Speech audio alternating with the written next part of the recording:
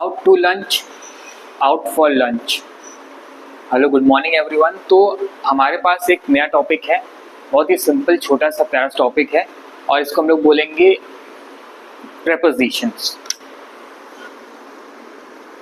ये जो वर्ड है टू और फॉर, इस पे हम लोग अभी वीडियो में डिस्कशन करेंगे और ये बहुत सिंपल वर्ड्स है, हर सेंटेंस में आते हैं और आपको अगर इसकी नॉलेज नहीं है तो आप गलत लगाएंगे हर बार।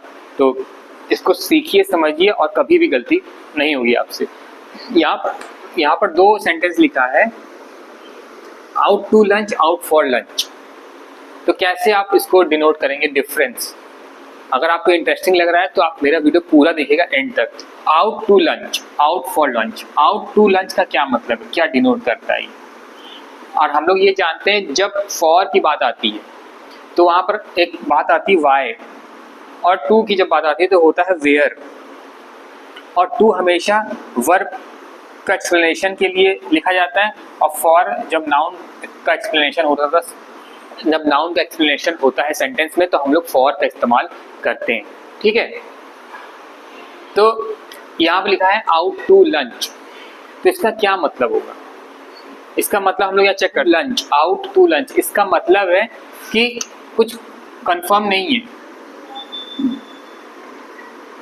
कि लंच पे है कि नहीं।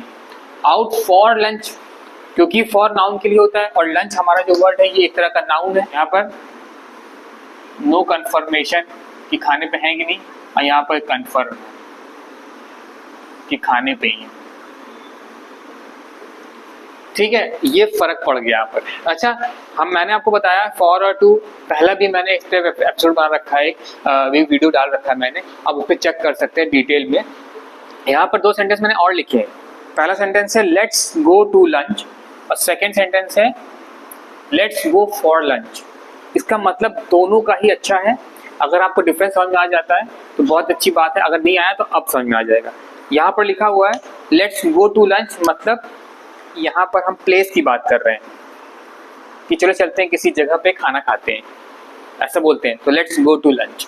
और लेट्स गो फॉर लंच मतलब प्लेस की जिक्र नहीं है, यहाँ ईट है। यहाँ पर वर्ड ईट का जिक्र हो रहा है कि चलो कुछ खाते, भूख लगी है।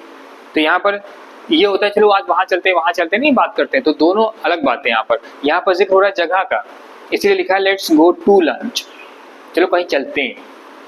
फोकस खाने पे नहीं, जहाँ जाने पे।